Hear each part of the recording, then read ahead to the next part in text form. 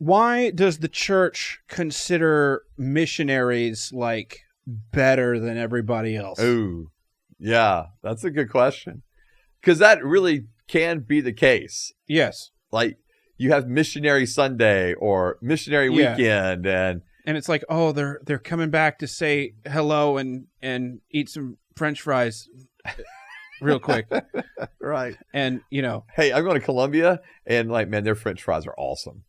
They have French fries? Oh, yeah. Like they serve, it's wild. They serve French fries with like everything.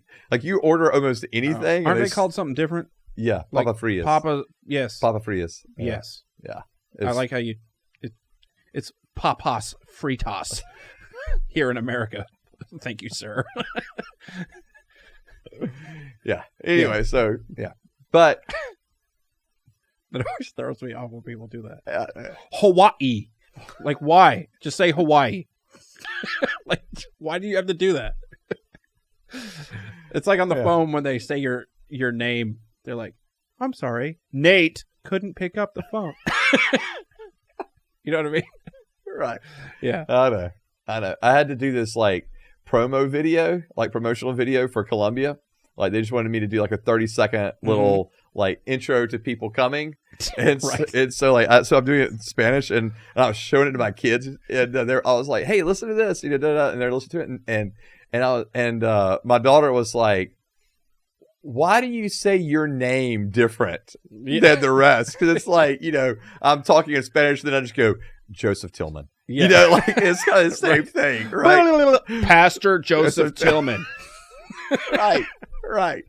Yeah. It's all monotone. Yeah. And like, so when I did the same thing, like, I'm talking, I'm like, I'm saying I'm a pastor and I go, Atlanta, Georgia.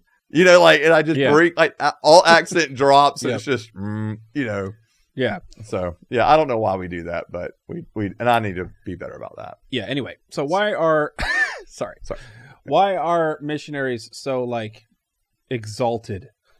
Yeah. I think because it's the sense of, oh my goodness, they have given up so many kind of, if you want to put it this way, temporal luxuries here and opportunities here in the States to go to another country, live in conditions usually that are much less than the conditions that they would be living in here, and they can go there. So they're giving up all of this to go serve over here, and again to either, with living in more modest means, or living just in complete poverty, or with a people group that doesn't know Christ or has just come to know Christ, or there's not many Christians there, or they're helping to meet a specific need, there. And I think all of that kind of creates this sense of, oh my goodness, look what they're doing for Jesus. I think that's like the thing, right?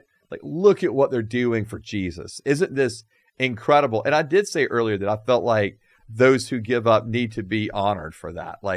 So I do think that, but simultaneously, do I think that they are a better Christian or more super spiritual because they've done those things? No.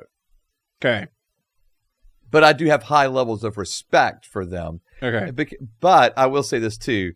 It's got to be more than just what they go and do, right? It has to be the integrity and the character in which they do it. Okay. And that really is like, when I speak about individuals like Alan Winters and Frank Fortunato, for me, it's not just what they've done, it's the character and the integrity they've gone and served the Lord with.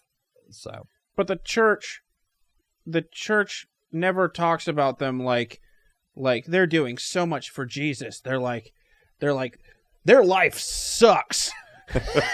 All because Jesus told them to do this, and they're living the shittiest life ever for Christ. Right. And that's how they want you to think about it instead of the good that they're doing. They're like they live in a 1x1 mud cube and they have to sleep standing up and they almost die every day. Right, from dysentery. Yeah. And then they start shaming you for all of the things that you own at the same time and the nice house that you live in and why Yeah. Why all that? Yes. I mean, again, you're not wrong. I mean, and I say you're not wrong because I've been in churches where that is what they're harping on, Yeah. right?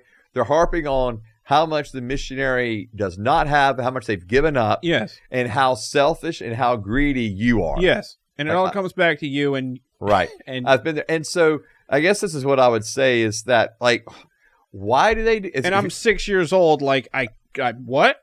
Like I know.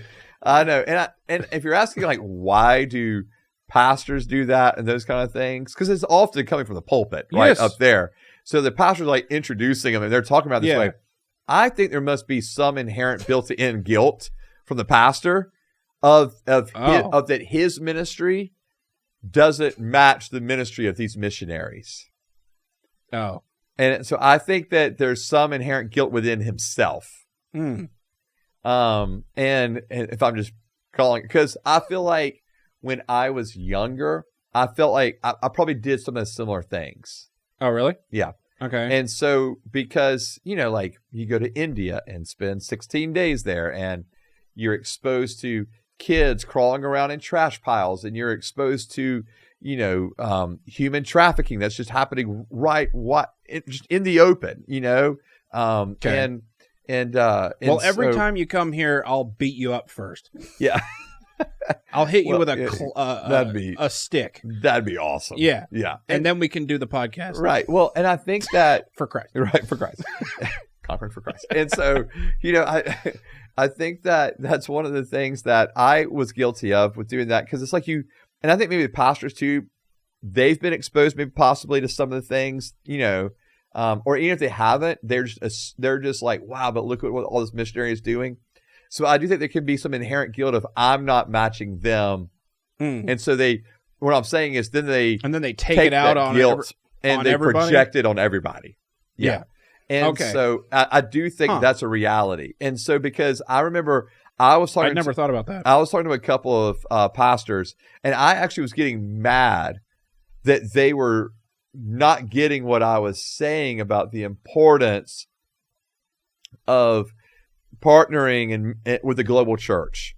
Like these guys had never been out of the country. They, their only world is America. And I'm here thinking, as someone who travels a good bit, going, man, y'all need to get y'all need to get a handle on this and and I remember getting mad about it. And then one of them said, Joseph, what I hear from you is guilt, and guilt is not inspiring me to do anything about this. Oh.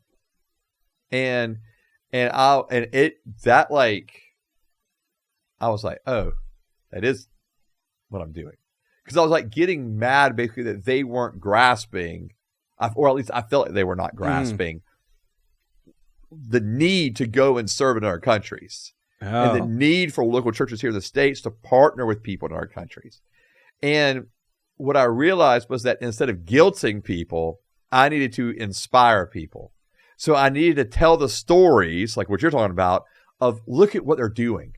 Not just talk about how bad you are or how guilty or how greedy you are or no, let's talk about what these missionaries are actually doing and inspire people to want to come alongside and partner with them instead of guilting and shaming people into doing it. Mm-hmm. And when I made that switch, when I made that flip, it was like, this is a better way of doing it, and it doesn't, and part, I think maybe the frustration you have as a pastor and as a shepherd, it's like, you want that switch to happen overnight. You want them immediately like, oh, I got it. Let's go to the mission field, or let's support this missionary, or whatever it may be. Let's talk about the global church all the time. And I realized that that's not going to happen. Like, I have to keep inspiring, keep talking, keep bringing missionaries in to talk and speak about it. And then eventually things will start clicking in people. And they'll go, oh, wow. And it's wild to me because, so for example, we had a missionary from Guatemala come and speak a month or two ago. And one of the things that, they were sharing and talking, and I had people come up to me and say, oh, now I get why we go down there. Or now I get why we partner with them financially. Mm-hmm. Now I understand why you have such a heart to partner with this ministry there. And what's interesting is I've had this ministry come and share before without ever having those kind of reactions. But over time, and just me sharing and talking and bringing other missionaries in and hopefully inspiring, hearing stories, it's like, oh, now we get it. Now we understand. And now we want to partner with. But that's so much better doing it that way other than guilting. Yeah. And so I do think pastors have got to get over their own guilt of them not maybe doing as much as they think they should be doing, or that they're not giving up as much as this missionary over here is. And that's why we honor and we respect them. But what they're doing is, like, we need the pastors here in the United States too, right? Like, you're not doing anything less spiritual. Or we need the person that's going to go, work the 8 to 5 job, as a electrician, or, as a, or as a school teacher, or, a homeschool mom, or whatever. And like, no, that's like what you're called to.